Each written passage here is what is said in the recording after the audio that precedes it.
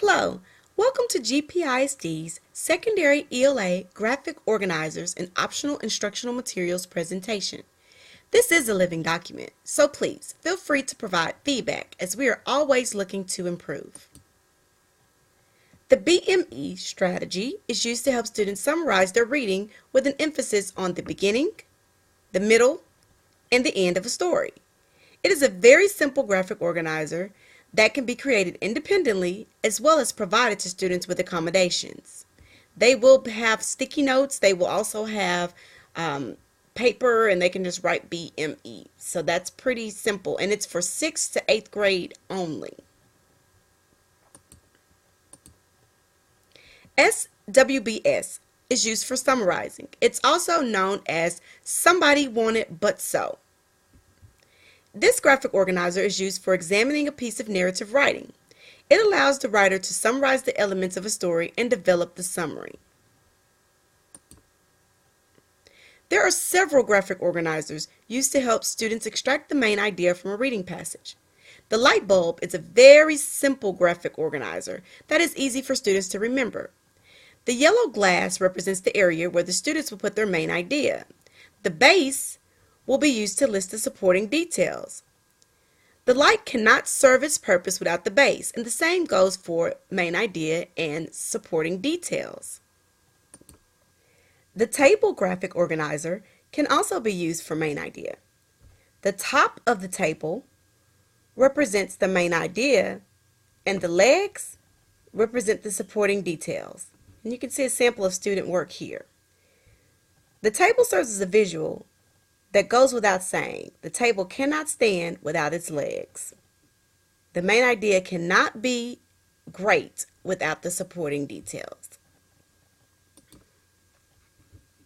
When using this hand strategy, you have to be careful because it can be used for multiple strategies. So just teach your kids whichever one you want to use it for and have them stick to it. When it's used to summarize, it helps the students to write a quick summary of a narrative. The students would touch their thumb and state the problem in the story. Then they would go straight to the end and touch their pinky finger and state the resolution. The remaining fingers represent the events that had to occur in order to reach the resolution. The hand can also be used to write or identify the main idea of an expository piece. The main idea is written in the palm of the hand, and then the supporting details would go in all of the fingers. Inferring is the process of creating personal meaning from the text. It involves a mental process of combining what is read with relevant prior knowledge. The reader's unique interpretation of the text is the product of putting it all together, or better yet, solving a math problem while in reading. Teach your students the following formula. BK, which is background knowledge, plus TE, which is text evidence, equals I, a good inference. So you must use your background knowledge plus the text evidence. That's where you're supporting it. And that's where you come up with your global idea. Soapstone is a strategy that students can use to determine the rhetorical situation of an informational piece by examining the text for subject, occasion, audience, purpose, speaker, and tone. The visual reminder has a blue bar of soap with a musical note to indicate tone. This is a double bubble map, which is used for comparing and contrasting two pieces. Most students are familiar with this thinking map, but we want to introduce the idea of using sticky notes to make the map interactive. The idea is that the students make their notations about each text using different color sticky notes. Then the students can evaluate the notes from each story. If any ideas are present in both stories, the students can pair up the sticky notes that are similar and move them to the middle of the column. For students who need more structure and who are eligible for supplemental aids, this double bubble map can be printed and the sticky notes can be placed on top of the bubbles.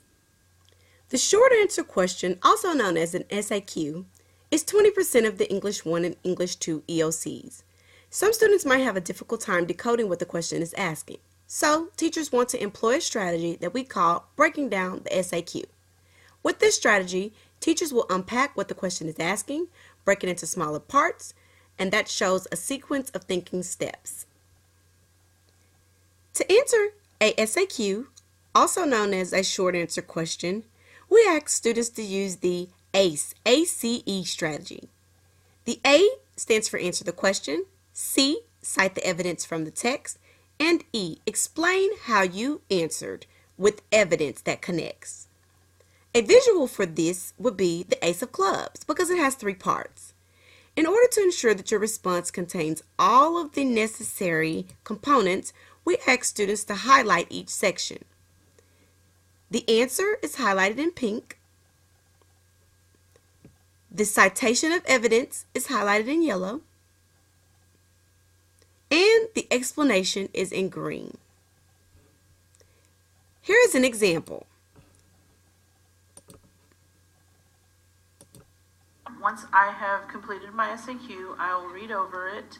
So here, the author in Is Criticism a Four-Letter Word thinks that criticism can be used constructively if used correctly. The author says the best critics don't just spew their opinions, they help you form and deepen yours. This shows that he thinks critics do their job correctly can have a positive effect on someone's opinion. The author even says using criticism correctly makes you confident. He chose this word with a positive connotation to emphasize the effect proper criticism can have. So at this point, I will decide where my answer is. I will highlight my answer in pink. So all of this first sentence is my answer. I'm answering the SAQ or short answer question directly. My second sentence here is where I am citing text evidence from the selection. So where the author says the best critics don't just spew their opinions, they help you form and deepen yours. And I've used quotation marks where needed. And then the last part explains how my answer and my text evidence are connected. So like I said, we've chosen pink for the answer, yellow for the text evidence, and green for the explanation to show that my SAQ is good to go. That's it. I have 3 parts to that. Answer, cite my evidence, and explain my answer choice.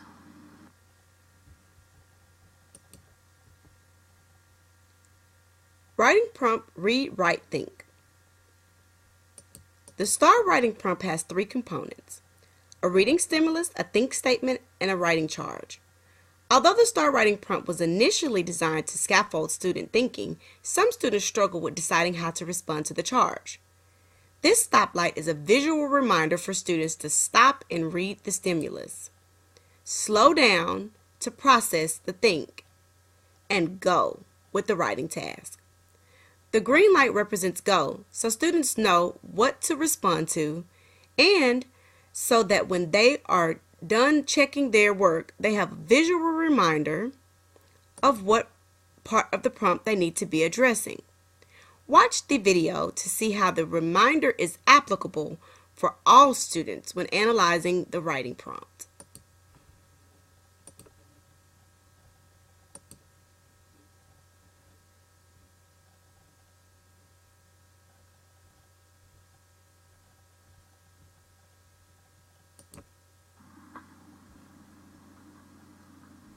Okay, in order to analyze the writing prompt, we're going to use a stoplight strategy. We have the stoplight drawn here. We have the red for R, so we're going to stop to read. We have the T in yellow.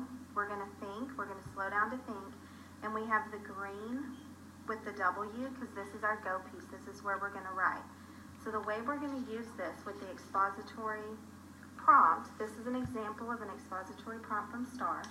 So what we would teach the students is to first draw their stoplight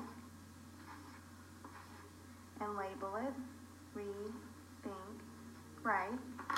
So in order to do that, we're going to highlight the read statement, because this is going to be our stop piece. We're going to stop and read the quote. All of our expository prompts have a quote for us to stop and read. We're going to highlight the T for our think.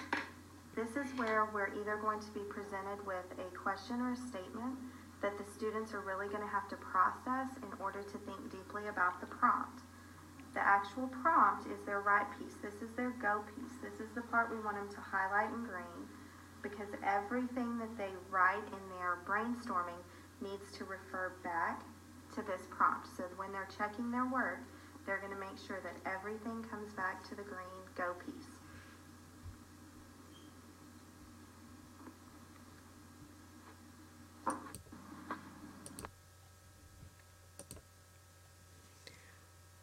Writing using the composition flow map.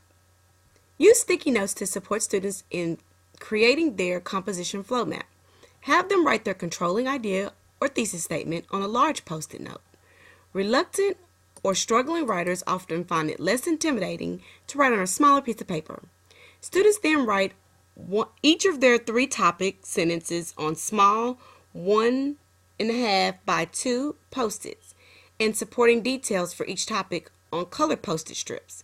This enables writers to rearrange their topics and details without having to erase and rewrite and start over.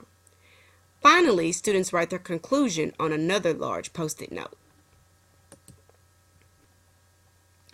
This graphic organizer is used to support students' writing of the personal narrative. It is a plot chart that has been adapted to help meet the writing length limitations students will have on the STAR test. In the beginning of the year, teachers will fully label the chart, like this one. This is the beginning of the year. This will not work for the actual graphic organizer for the STAR. Students will write a short introduction and introduce the conflict here.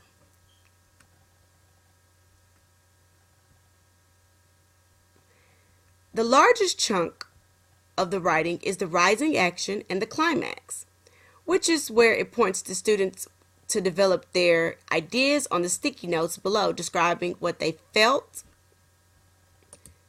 with their heart, what they saw with the eye, what they smelled with the nose, what they tasted with the mouth. They should also include dialogue from what they thought, which is the cloud bubble, and any explanations of where they went or were represented by their feet. This one is very detailed, but you will not be able to use something so detailed. So toward the middle of the year, you start taking things away. Instead of the word conflict, you just put C. By the end of the year, this is what the sample should look like. This is what they can actually receive as an accommodation or that they can draw for themselves. And then this last one is an example of what it would look like with the student work actually input on the Post-it notes. This is a quick reference guide if you want to go back through and see some of the strategies and graphic organizers that we suggested. And these are all of the people that pitched in to help us. If you have any questions, please give us a shout out. And also, as stated in the beginning, we are looking for feedback. If there's something that you need, a strategy, let us know and we'll look forward to try to help out. Thank you.